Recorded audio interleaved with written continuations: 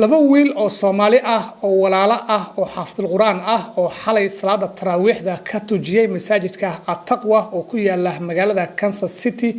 ee gobolka Missouri ayaa waxa dilay sida wararka qaar ay sheegayaan walaalkood ka weyn oo 20 jir ah kaasi oo markii dambe caawa booliska toogtay si aan faahfaahin arrimahaasi oo dhan aan uga helno waxa qadka telefoonka aan kula xiriiray imaamka masjidka At-Taqwa Sheikh Mustafa soo dhaw marka hore marka xiga xalay sida wax u dhaceen dadka waan dhawahay xalay waxay wax u dhaceen wiilashu ninkan labadan habeen u dambeysay waa imanayay masjidku imanayay ma aanan ogeyn annagu kamaana aan warqabin laakiin waxa laga sheegayay inuu dad layn doono oo maaragtay khaasatan masjidkan inuu dad layn doono xogaad waxa kale oo laga sheegay inuu yiri diinta fake weeye wadaadaduna been bay sheegayaan oo been bay dadku sheegaan hadalla saasa ka liiga sheegay maandan ogeyn annagu inuu nin cuduraysan yahay oo cuduradi ay ku jirto oo diinta islaamka oo araysan ma aanan ogeyn inuu yahay laakiin arrimaha saaka ay soo gaadheen kolkii wiilasha labadan yarkee walaalihii oo xufaad oo dadkii masaajidda tukinayay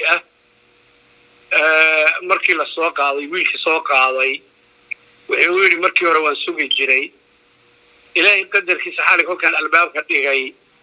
wiilasha midna 16 jir buu ahaa waxaan marayka kalena 14 jir miya ayay ahaayeen rag oo adaraga weyn iska ahaayeen oo maraykan 14 jir ilmaha ay maraykan waa qof weyn عمل وكله مركا صادنا الباب ودغاي البابكي كلنا صاودغا ما اسكا داقay wiilashu markii albaabkii markay garaacayaan inuu soo meel albaabka agtiisa u gabanayay oo ku soo qaaniga abdi waahid la yiraahdo aad u nacbaa la wiiri qaariga furaad guudan qabay aad maaragtay quraankiisa aad maanta meel badan la soo galiyay ayuu madaxa kaga bilaabay wiilashu markaa saddex bay ahaayeen عبد واحد يا عبد الرحمن يا نين زبير ليلادو oo yaro isagu 10 wax jira 8 meelaha jira markuu madaxa kaga bilaabay xabadii marka wax badan buu ku waday wiilka maskaxdiisa wiilka darbiga ay ku firidhay xabadaha intoodii badna wiilkaas ku dhameeyay walaalkii Cabdi Raxmaan buu kula soo jeedsaday isagana madaxu kaga dhuftay dhowraaloos oo saadhay madaxu kaga dhuftay markaasuu kii yaraa albaabka xoog u garaacay furayga asaguna halka wuxuu galay uu cabaysanayay albaabkii in la furana uu rabay reerkana uu gumaado wiilasha aaboodii hooyadood hore bay u dhinteen waxa gacanta ku haysay eedadood xamdi gabadh la yiraahdo eedadooda gacanta ku haysay oo wax bartay oo aad iyo aad quraanka ugu dadaali jirtay aad iyo aad juhdi aad iyo aad weyn ku bixisay aad ilaahay waxaan ka rajaynayaa ilaahay uu gabadha sabir siiyo aad bay gabadhu isku dardarsantay baa hadda leeyahay leeyahay waxaan waa qadar ilaahay marka dadku ku siiyo kii kana ku siiyo yarkii albaabka fag laga siiyay asagoo qaray albaabkiina ka xidheen warti gurigii laga xidhay asagoo xaq isaga dhaqaaqay marka wiilashii meeshii bay ku dhinteen intaas xalay dhacday waayahay marka wiilkii kale ee dibka geystay isagana waxa la soo warinayaa in caawa ay booliska dileen bal arintaasi iyaduna faahfaahin naga sii anu ma baan ogeyn kolkii hore inuu guriga agtiisuba deganaaba guriga dhankiisa ayuu deganaa marka wada yar baa noo dhaxaysa wadadii bay maanta isaga naftiisu malag baa waday Soomaalidu meelihii albaabada meelihii oo dhan ay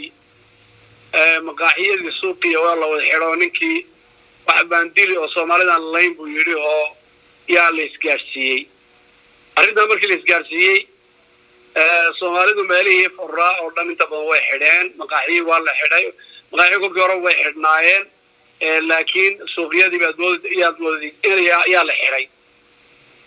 markii suuqyadii la xidhay meeluu socday markii wadooyinka islaan eedadii abu gurigeedii ag maray iyadoo taagan buu arkay xabadu ku garaacay ilaahay baa garab mariyay markaasuu dibeetana casarradii markay tahay casarkii markay tahay baa nimankii booliiska ahaa heleen nimanka way suud gareeyeen isaguna wuu ku riday ma aqaan inuu iyo wax ka yeelay oo waxba ka dhaawacay ma garanayo laakiin madaxa laga toogto oo ninkii oo officerka ah baa toogtay oo madaxa ka toogtay marka xabadaas ku dhacday markii hore dhaawac baa lagu qaaday marka waxaan u maray isbitaalku ku dhintaa filaya intaas dhacday marka goorme ayaa la qorsheenayaa in wiilashii xal geeriyooday iyo kan caawa geeriyood la aasayo weekend baa soo galay weekendu markuu dhamaado isniinta baa la ogaan goortii oo maaragtay ay soo fasaxaan wiilasha yararkan inta badan waxa laga yaabaa in maaragtay waxay wala qalqali oo wax in lagu sameeyo waa suurtagal laakiin goortay fasaxaan baa la arkay wararka qaar ayaa waxay sheegayeen in wiilka dhibka geystay oo 20 jirka ahaa oo maanta booliska ay toogteen in dhanka maskaxda lagu jiray marka arintaasi maxaa ka jira ardaygu aan jiro meeshan masjidka uu arday ka ahaa oo muddo dheer arday ka ahaa quraanka inuu dhameeyeen waan u malay marka tabacdi baa korkii hooyadii dhimatay ee masaa'ib ku dhacday marka adigu waan meel dhibka uu ka dhacay marka hooyadii hore dhimatay ka bacdi ayay masaa'ibtu ku dhacday marka wuxuu noqday u shaqaysan jiray laakiin waxaan u malay inuu daroogada isticmaali jiray saas aan filayaa hooyadiis sidoo kale markay dhimatay aad bay u qabsatay magaalada aad degan tihiin dhacdadaasi dad badanna way ka naxeen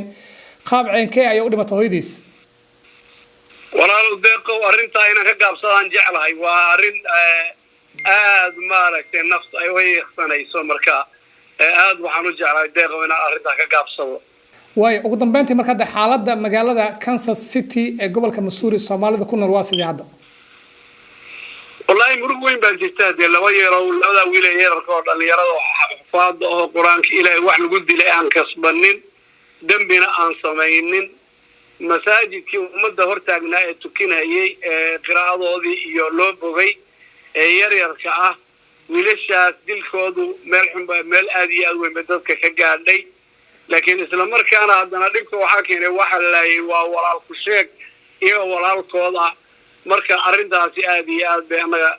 amarat community ahaan aad bay noo dhibtay aad iyo aad bay noo dhibtay laakiin qadarkii Ilaahay baa in lagu sabraa waajib ah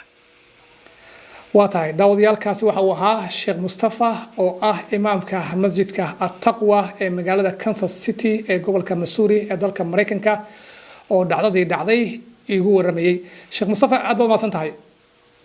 aad baad maasan tahay